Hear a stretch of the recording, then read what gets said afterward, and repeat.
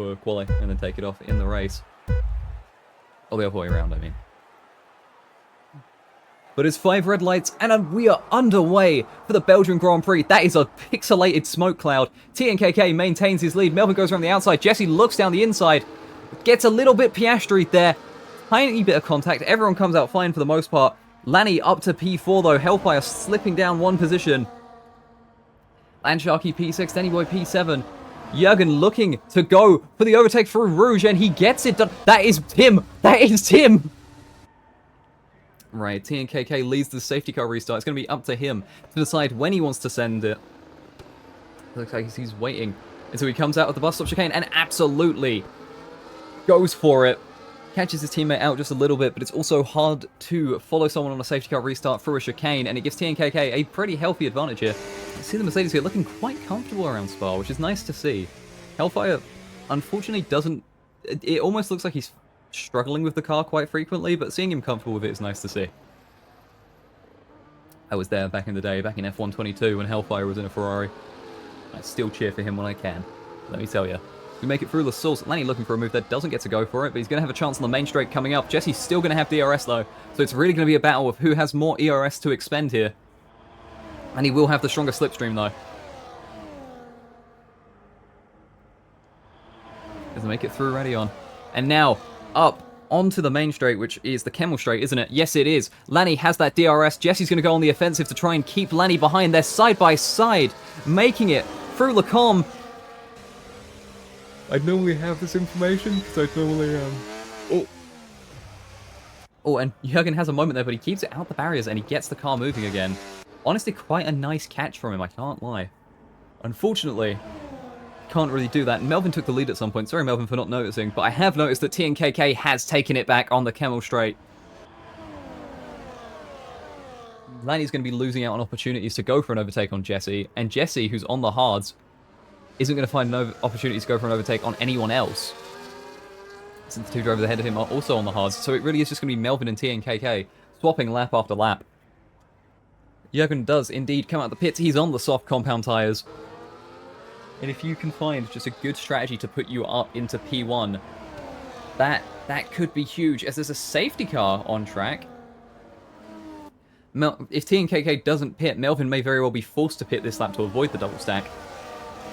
The rain is intensifying. I don't think this lap it's going to be faster, but it very well might be next. TNKK just slowing it all the way down. Just guiding the cars. Just guiding the cars towards the bus stop chicane.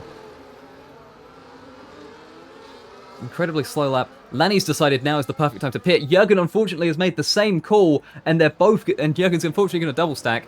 TNKK decides to stay out one more lap. I think it's going to be into conditions midway through this lap. The water is starting to pool on the cars just a little bit. No water pooling on track yet though, so there's no water to displace. We'll see, we'll see. And oh god. All of that, and he loses it in Rouge. No! TNKK, no!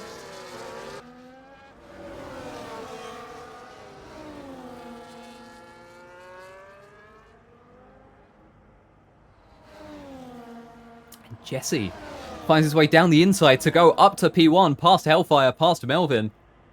Spectacular move from the Aston Martin. Hellfire up to P2. Melvin all the way down in P3 now. Soft's definitely helping out Hellfire here. Is Jesse going to go into the box? Yes, Jesse is. So's Hellfire, so's Melvin, so's Sharky. Pretty much everyone diving into the pits, trying to cover everyone else. TNKK now also into the pits. We're going to see if the Inters were faster. Through the second sector there, Lanny did a 49.898. Meanwhile, anyone go faster than that? That was about the same as Jesse. Or a bit faster than Jesse, about the same as Melvin. So, it looks like the intermediates might have just become the faster tyre nearer to the end of that lap. And we're going to see where Lanny funnels out. All the way up into P2 here. Jesse, P1. Melvin has ended up in P4 here. Jurgen, P6, look, he must have had some kind of moment. Something must have happened. Yeah, Oh, yeah, no, he double stacked, didn't he? That'd do it. That'd do it. Yeah, that'd explain why his first sector was like 4 seconds slower than Lanny's. As Hellfire and Melvin now battling side by side here. Jesse right now is looking to be in quite the comfortable position, pulling over.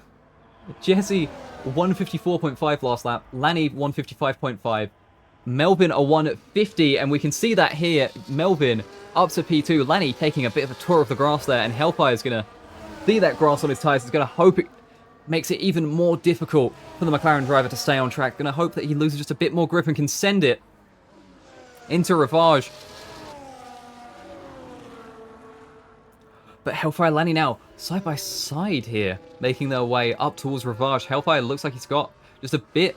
His car's just a bit further ahead, but Lanny has a bit more speed. Little bit of contact there. A lot of bit of contact there. Side by side, just tapping each other over and over. But it looks like Hellfire's ahead into No Name, and that's a beautiful bit of racing there.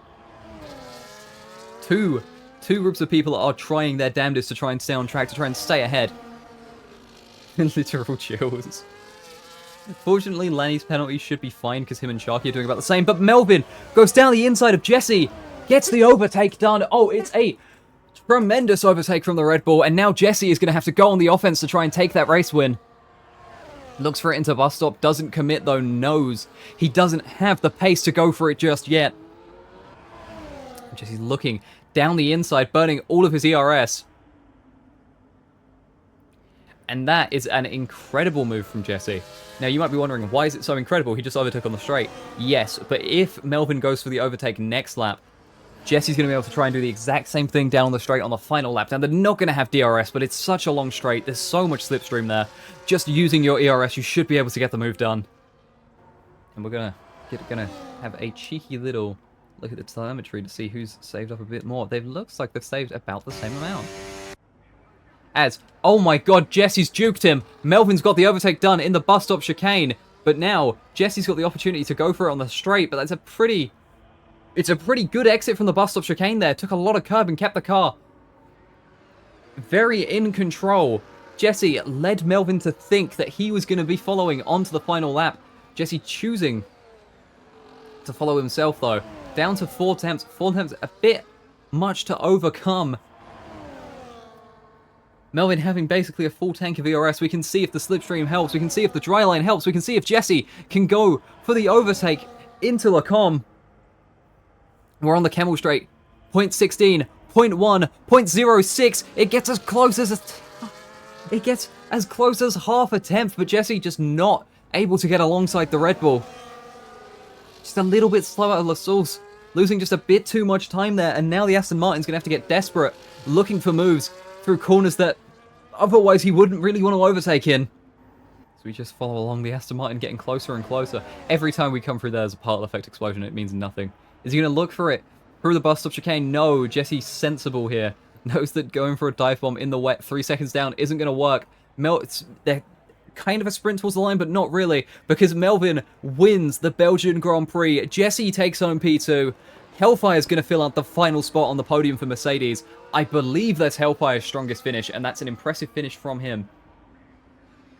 Lanny crosses the line in P4, but unfortunately that penalty is going to put Landsharky up to P4, Lanny P5. TNKK is now making his way up towards the line. And that's going to be P6 for the Red Bull driver. And Jürgen finally crossing the line in P7.